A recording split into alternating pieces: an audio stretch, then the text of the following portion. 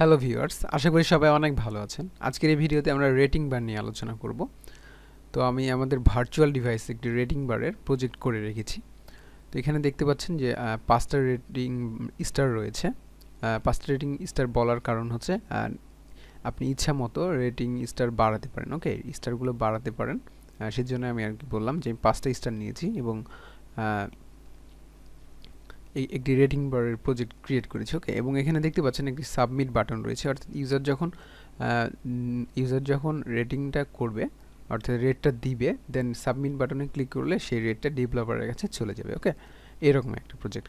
তো আমি চাচ্ছি যে 2.5 স্টার দিব বা 3 স্টার দিব। তো এখানে 3 স্টার দেওয়ার পরে এখানে দেখাচ্ছে ভ্যালু 3.0, অর্থাৎ আপনি 3.0 বা 3 স্টার দিয়েছেন আমাদেরকে। ওকে, অ্যান্ড 5 5 স্টার দিয়েছেন আপনি আমাদেরকে। দেন এখানে সাবমিটে ক্লিক করলে একটি টোস্ট মেসেজ দেখাচ্ছে সাকসেসফুলি সাবমিটেড 5.0 বা 5 স্টার। ওকে, অর্থাৎ আপনি 5 স্টার ডেভেলপারকে দিয়েছেন, অ্যাপটা আপনার খুবই ভালো লেগেছে। ওকে, তো চলুন শুরু করি। ওকে, আমি একটি প্রজেক্ট ক্রিয়েট করেছি। তো এখানে ক্রিয়েট করেছি বলতে এই প্রজেক্ট আমার ক্রিয়েট করা ছিল, জাস্ট যে কোডগুলো ছিল সেগুলো আমি মুছে দিয়েছি। ওকে, এবং এখানে লিনিয়ার লেআউট নিয়েছি আমি, এবং গ্র্যাভিটিটা সেন্টার করেছি এবং ওরিয়েন্টেশন ভার্টিক্যাল করেছি। ওকে, এবার আমরা রেটিং বার নিব। রেটিং বার র্যাপ কন্টেন্ট থাকবে। তেমন কিছু করব না, এখানে গ্র্যাভিটি সেন্টার করার জন্য এটা মাঝখানে দেখাচ্ছে। ওকে, এবং এটার আইডি দিয়ে দিলাম আমি রেটিং বার।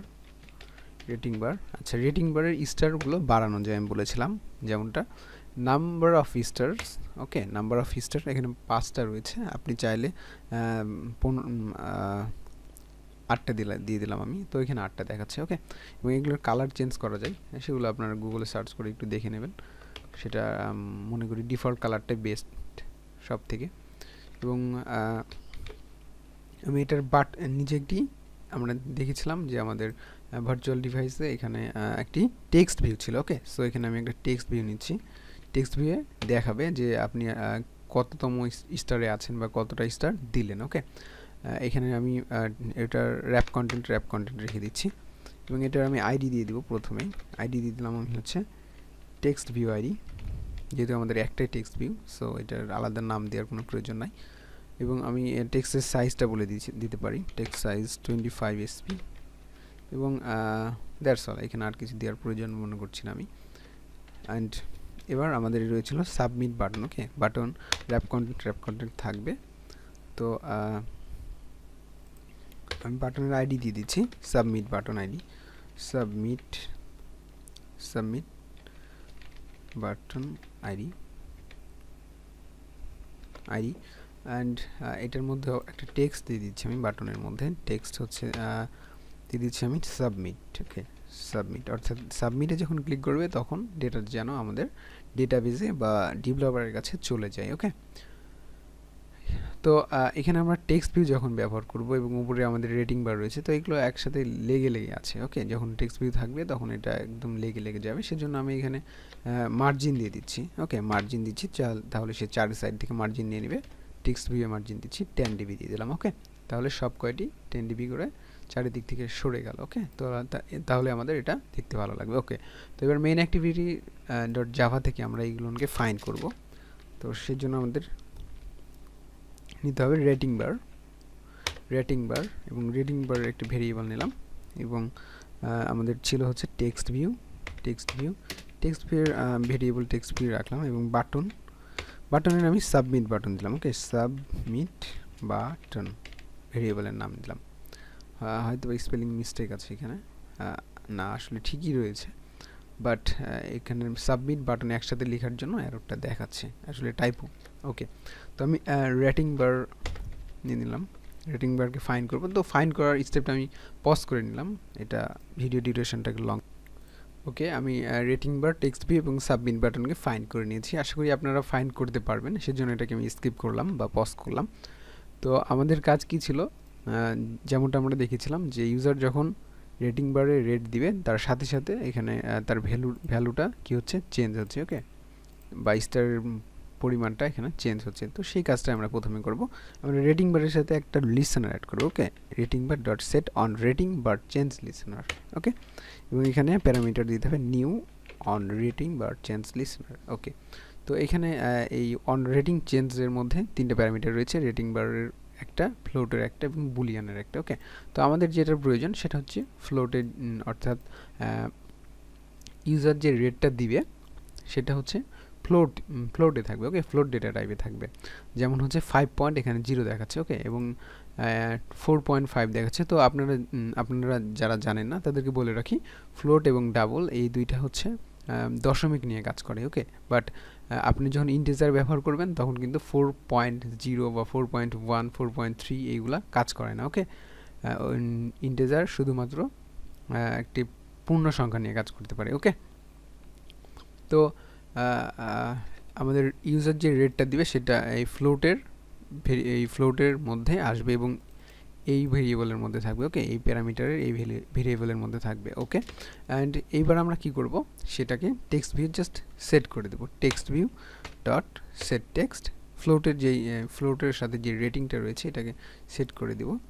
তো এখানে যদি আপনি সেট টেক্সটে সরাসরি রেটিংটা দিতে চান তাহলে কিন্তু এরর দেখাবে। ওকে, তো আপনাকে কি করতে হবে, প্রথমে স্ট্রিং কনক্যাটেনেশন করতে হবে। সেজন্য এখানে আমি দিয়ে দেবো যে আমাদের প্রথমে কি দেখাবে, ভ্যালু। ওকে, ভ্যালু বা স্টার।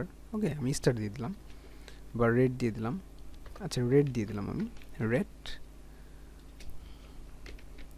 কনক্যাটেনেশন করছি আমি। এবার আমরা রেটিং ভেরিয়েবলটাকে এখানে পাস করে দেব। ওকে, এবার আমরা কি করব, আমরা এখন পর্যন্ত কোডটাকে রান করে দেখি কি অবস্থায় রয়েছে আমাদের।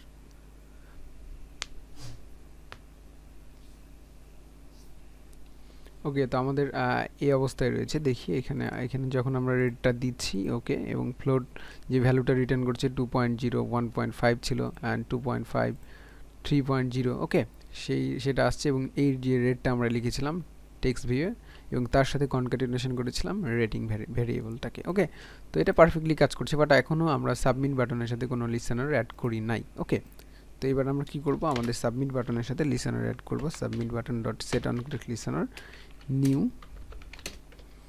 On click listener. এবার এইখানে আমরা জাস্ট টোস্টের মাধ্যমে, ওকে, টোস্টের মাধ্যমে এখানে আমরা বলে দেব সাকসেসফুলি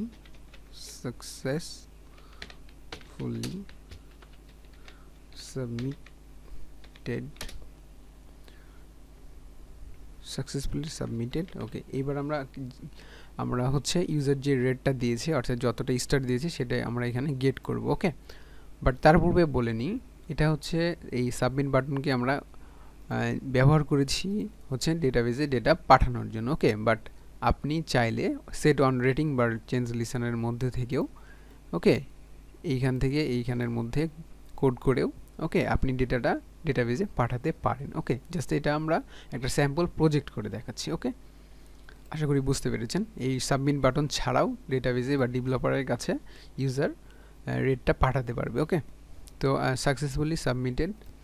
আমি এখানে হচ্ছে কনক্যাটেনেশন করব, আমরা গেট করব আসলে রেটিং বারে কত রেট রয়েছে। Rating bar dot get rating. Okay, rating bar dot get rating. Rating বারে যে ডেটাটা রয়েছে বা যে রেটটা রয়েছে সেটা আমরা গেট করলাম এবং সাকসেসফুলি সাবমিটেডের পরে সেটা দেখাবে। এটা একটা টোস্ট মেসেজ আকারে দেখাবে। ওকে, সো এবার আমরা রান করি।